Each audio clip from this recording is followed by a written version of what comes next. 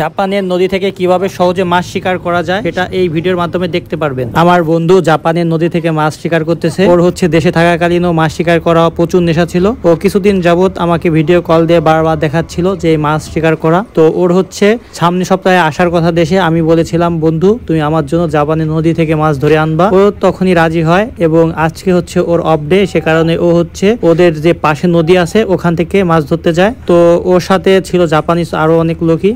তাদের সাথে ও শিকারে অনেক ব্যস্ত, অনেকগুলা মাছ ধরেছে। এই ভিডিও শেষে আমি হয়তো আপনাদের দেখাইতে পারবো কিনা জানি না, কিন্তু ও আমাকে ছবি দিয়েছে। আর মাছগুলা এই নদীর যে পানি এখানে ঝুলিয়ে রাখা আছে যাতে করে মারা না যায়। আমি এটা বললাম কেন, এটা ও আমাকে আলাদা যে ছবি দিয়েছে সেই ছবি থেকে আমি দেখেছি, সে কারণেই। আর এখানে মাছ ধরার সিস্টেমটা একটু অন্যরকম, আপনারা হয়তো দেখতে পাচ্ছেন, যেখানে জোর খাটান লাগে না, প্রচুর পরিমাণে মাছ এখানে, সে কারণে সহজে মাছ ধরা সম্ভব। আর ও তো এমনিতেই প্রফেশনাল ছিল, এক কথায় জেলে বললেও ভুল হবে না। আবার ও জেলেও না, ও অনেক ভদ্র। তো ও ওখানে গিয়ে জেলের কাজটাই করতেছে। আর জেলের কাজ করবে না বা কেন, এখানে বড়শি দেওয়ার সাথেই যে কোনো মাছ, ছোট হোক বড় হোক, কোনো না কোনো মাছ আপনার বড়শিতে ঠিকই শিকার হবে। এটা বেশি সময়ের ব্যবধানে না, আপনারা হয়তো দেখতেছেন মাছ শিকার করা সম্ভব অতি সহজেই।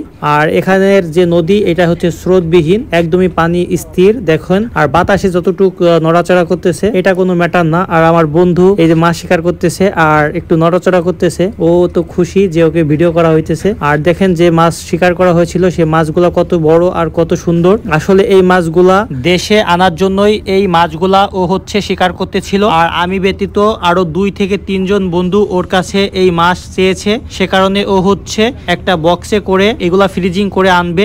দেশে সর্বোচ্চ হয়তো 10 থেকে 15 কেজি আনবে, আর আমরা সেগুলা ভাগাভাগি করে নিব। যাই হোক, ধন্যবাদ জানাই সকলকে যারা এত সময় ভিডিওর সাথে ছিলেন, এবং আমার বন্ধুকেও ধন্যবাদ জানাই যে এই মাছ আমাদের জন্য সে কষ্ট করে নিয়ে আসবে।